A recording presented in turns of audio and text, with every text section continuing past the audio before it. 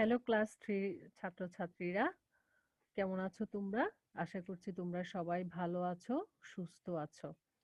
আজকে আমরা পড়ব বাংলা বইয়ের পৃষ্ঠা ৪৮। এখানে আমার পণ একটা কবিতা আছে, খুব সুন্দর।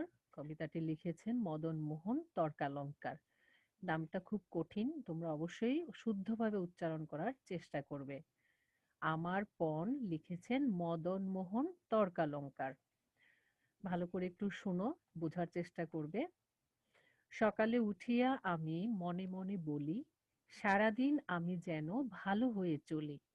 আদেশ করেন যাহা মোর গুরুজনে, আমি যেন সেই কাজ করি ভালো মনে। ভাই বোন সকলেরে যেন ভালোবাসি, একসাথে থাকি যেন সবে মিলেমিশি।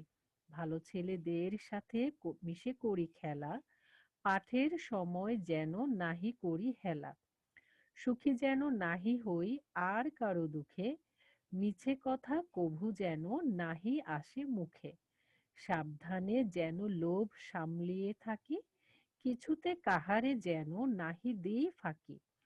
ঝগড়া না করি যেন কভু কারো সনে, সকালে উঠিয়া আমি বলি মনে মনে। এটা হচ্ছে আমাদের একটা প্রার্থনা। ঠিক আছে? সকাল থেকে আমরা সারাটা দিন কিভাবে কাটাবো? শুধু একটা দিন না, এই কাজগুলা আমরা প্রতিদিনই করে যাব। সকালে উঠে এইগুলা আমাকে মনে মনে ঠিক করতে হবে যে আমাকে সারাদিন ভালো হয়ে চলতে হবে।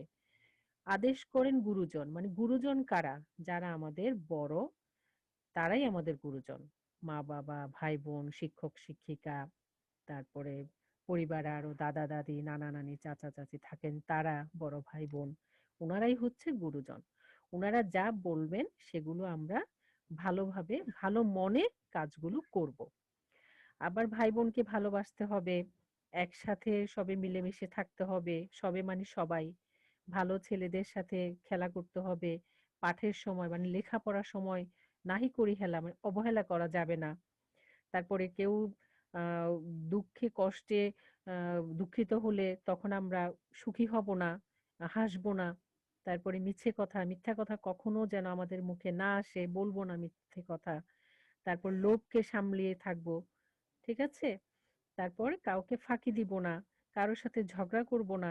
এই সমস্ত প্রতিজ্ঞাগুলা পণ মানে প্রতিজ্ঞাগুলা আমাদেরকে সকালে উঠেই মনে মনে ঠিক করে ফেলতে হবে।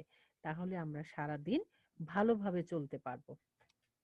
এরপরে দেখো অনুশীলনী অংশ। অনুশীলনী অংশে প্রথমে আছে শব্দার্থ। এগুলো তোমরা বইয়ের পেছনে অর্থগুলো পেয়ে যাবে। ২ নাম্বারে হচ্ছে আ সর আ এখান থেকে ছক থেকে বেছে নিয়ে শূন্যস্থান পূরণ। ভালো করে পড়ে কোন খালি ঘরে কোন নাম্বারে কোন শব্দটা হবে বেছে নিয়ে পূরণ করে দিবে। তারপর হচ্ছে ঠিক উত্তরটি বাছাই করে বলিও লিখি। এটাও তোমরা নিজেরাই করার চেষ্টা করবে। কবিতাটি থেকে আমরা কি শিখলাম? ৪ টা অপশন আছে। সবাই যেন সুখে বাস করতে পারি, সবাই মিলেমিশে জীবন কাটাতে পারি, সবাই যেন সবাইকে ভালোবাসতে পারি, সবাই সাবধানে সুখে জীবন কাটাতে পারি। তোমার কাছে কোনটা মনে হয়? আমার তো মনে হয় ৩ নম্বরটাই সঠিক। সবাই যেন সবাইকে ভালোবাসতে পারি। তুমি একটু বুঝে উত্তরটি লিখার চেষ্টা করবে। এবার ৪ নম্বরে আসো মুখে, মুখে উত্তর বলি ও লিখি। যেমন কয়েকটা প্রশ্ন আছে ক নম্বরে দেখো, সারাদিন আমি কিভাবে চলবো? অবশ্যই কি বলবে? কবিতা থেকে আমরা কি শিখলাম? সারাদিন আমি ভালো হয়ে চলবো। গুরুজনেরা যেসব আদেশ করবেন আমি তা ভালো মনে পালন করব। খ নাম্বার কারা গুরুজন? পিতামাতা, শিক্ষক-শিক্ষিকা, বড় ভাই-বোন এবং যারা আমাদের চেয়ে বয়সে বড় তারাই আমাদের গুরুজন। তারপরে গ নাম্বার দেখো পড়ার সময় আমি কি করব? এই কবিতায় আমরা পেয়েছিলাম পড়ার সময় আমি অবহেলা করব না, অবশ্যই মনোযোগ সহকারে পড়ব। এটা আমি তোমাদেরকে বলছি। তাহলে আমরা পেয়েছিলাম পড়ার সময় আমি অবহেলা করব না। ঘ নাম্বার কোন ধরনের কথা আমি বলব না? মিথ্যা কথা আমি কখনো বলব না। কাদের আমরা ভালোবাসবো? ভাই-বোন সহ সবাইকে আমরা ভালোবাসবো। অন্যের দুঃখে আমরা কি করব? অন্যের দুঃখে আমরা দুঃখী হব এবং দুঃখ দূর করার চেষ্টা করব। ঠিক আছে? যেহেতু আমরা সবাই ভালো থাকতে চাই তাহলে আমাদেরকে অবশ্যই এই কাজগুলো করতে হবে। ৫ নম্বরে দেখো, ডান দিকের কথার সাথে বাম দিকের কথা মিলিয়ে পড়ি ও লিখি। বাম দিকে কি আছে? আদেশ মেনে চলি। এখানে দুটো কথা আছে গুরুজনদের, ভালো ছেলেদের। আমরা কবিতায় পেয়েছিলাম গুরুজনদের। আদেশ মেনে চলি গুরুজনদের। দুটা করে দুটা অপশন আছে, তুমি সঠিকটা বেছে এই শব্দগুলোর সাথে ওটা মিলিয়ে একটা বাক্য তৈরি করবে। ভালোবাসি সবাইকে, কাজ করি ভালো মনে, পাঠের সময় নাহি হেলা, সামলে রাখি লোভ। যেভাবে পড়েছিলাম ঠিক সেইভাবে এই লাইনগুলো তৈরি করে নেবে।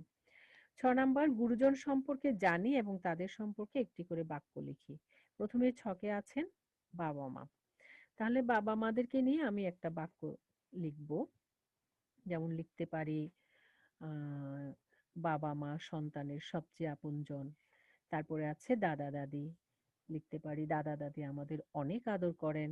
তারপরে আছে নানা নানি, নানা নানি আমাদের অনেক ভালোবাসেন। তারপরে আছে চাচা চাচি, চাচা চাচি আমাদের খেলনা কিনে দেন। মামা মামি, মামা মামি আমাদের বেড়াতে নিয়ে যান। তারপরে আছে শিক্ষক, শিক্ষক আমাদের ভালো মানুষ হওয়ার শিক্ষা দেন বা শিক্ষক আমাদের শিক্ষা দেন। এই ধরনের বাক্য তোমরা নিজেরা এখানে লিখবে। এরপরে ৭ নাম্বারে দেখো, নিচের বাক্যগুলোর কাজ বোঝানো শব্দগুলো লিখি এবং তা দিয়ে বাক্য তৈরি করি। নিচের এই যে আমি সকালে ঘুম থেকে উঠি, এখানে কাজ বোঝানো শব্দটি হচ্ছে উঠা। তাহলে কি বাক্য তৈরি করা আছে বইয়ে? সকালে ওঠা স্বাস্থ্যের জন্য ভালো। তারপরে কথাটা মনে মনে বললাম, এখানে কাজ কাজ বোঝাচ্ছে বলা, সবার সত্য কথা বলা উচিত। তারপরে আছে ভালো হয়ে চলি, এখানে কাজ বোঝাচ্ছে চলা, চলা দিয়ে একটা বাক্য তোমাকে তৈরি করতে হবে। যেমন দেখো, গুরুজনদের আদেশ মেনে চলা উচিত। এরপরে আছে ভালো মনে কাজ করি, কাজ বোঝাচ্ছে করা। তাহলে কি যে কোনো একটা বাক্য, যেমন দুঃখীকে আমরা কি করব, দুঃখীকে সাহায্য করা ভালো, এই ধরনের একটা বাক্য লিখতে পারি। সকলেরে যেন ভালোবাসি, এখানে কাজ হচ্ছে ভালোবাসা। তাহলে বাক্য লিখতে পারি মায়ের ভালোবাসার শেষ নাই। তারপরে আছে একসাথে থাকি, কাজ বোঝাচ্ছে থাকা। বাক্য লিখতে পারি পরিষ্কার পরিচ্ছন্ন থাকা ভালো। এরপরে আছে কারো দুঃখে সুখী যেন না হই, এখানে কাজ বোঝাচ্ছে হওয়া। বাক্য লিখতে পারি আমার স্বপ্ন ভালো মানুষ হওয়া। এরকম তোমরা এই কাজগুলো দিয়ে বাক্য নিজেরাও তৈরি করতে পারবে, আমি জাস্ট এক্সাম্পল দিলাম। এরপরে ৮ নাম্বার হচ্ছে কবিতাটি মুখস্থ বলিও লিখি করে নেবে। ৯ নাম্বার, আমার ইচ্ছা সম্পর্কে ৩টে বাক্য লিখি। ইচ্ছা একেকজনের একেক রকম। আমার একটা ইচ্ছা আছে, তোমার আরেকটা ইচ্ছা। তোমার যে ইচ্ছেটা সেটাই তুমি এখানে ৩টে বাক্য দিয়ে লিখবে। যেমন মনে করো আমার ইচ্ছা ঘুড়ি উড়ানো, তাহলে আমি লিখতেই পারি ঘুড়ি উড়ানো আমার ইচ্ছা। আমি একটা লাল ঘুড়ি কিনবো, তারপরে মাঠে গিয়ে ঘুড়ি উড়াবো। এইরকম তোমার ইচ্ছাও হতে পারে কোনো প্রাণী পোষা, ফুলের বাগান করা, ড্রয়িং করা, গল্পের বই পড়া। ৩টি বাক্য তুমি পূরণ করে নেবে। আজকে এ পর্যন্তই। আর বিদায় নেওয়ার আগে একটা কথা বলছি, আজকের পর থেকে আমরা আর ক্লাস তোমাদের করাবো না।